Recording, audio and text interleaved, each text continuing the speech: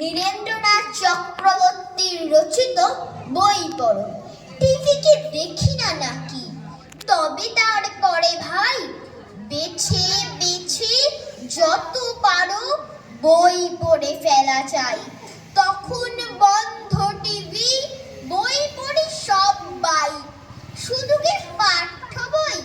আরে না না, তা তো নয়, আরো কত শত বই রয়েছে বিশ্বময়। সাবধানে বেছে নিয়ে তাও তো পড়তে হয়।